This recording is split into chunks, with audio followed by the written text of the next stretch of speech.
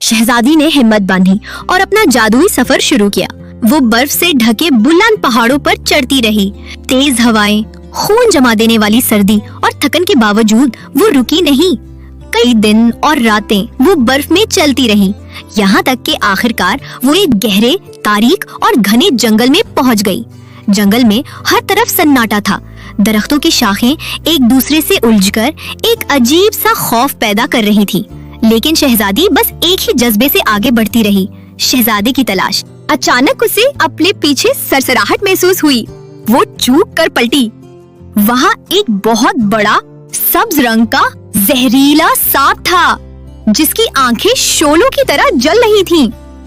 शहजादी ने फौरन अपनी जादी तलवार निकाली और एक ही वार में सांप को मार डाला।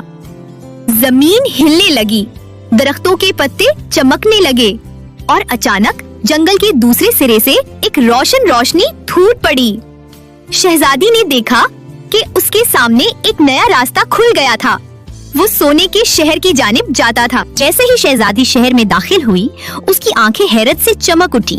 पूरा शहर सोने से बना था। इमारतें, दरवाजे, गलियां, सब कुछ धूप में चमक रहा था। शहजादी की थकन खुशी में बदल गई। उसका दिल भर आया, मगर वो जानती थी कि उसका असल मकसद अभी बाकी है।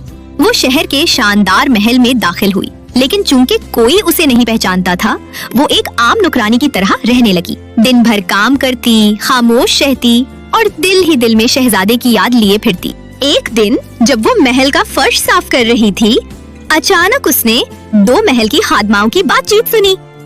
उनकी आवाजें सरगोशी में थी, लेकिन अल्फाज शहजादी के दिल पर बिजली बनकर गिरे। सुना है शहजादे की शादी होने वाली है। रात का अंधेरा फैल चुका था। महल जगमगा रहा था, क्योंकि आज शाही रक्स की महफिल सजनी थी। ऐलान हुआ था, जो लड़की शहजादे के साथ रक्स करेगी, वही उसकी दुल्हन बनेगी। शहजादी महल के एक कोने में बैठी बहुत उदास थी। उसका दिल भारी था। उसने वो जादुई डब्बा खोला जो नीली परी ने उसे दिया था। अचानक उस डब्बे से एक सुनहरी रोशनी निकली। रोशनी मिट्टी की तरह फैल गई और जब मान पड़ी तो शहजादी के सामने एक इंतहाई खूबसूरत सुर्ख लिबास था। वो लिबास जैसे सितारों से बुना गया हो। शहजादी ने वो लिबास पहना और महल के बाग में आकर रोने लगी।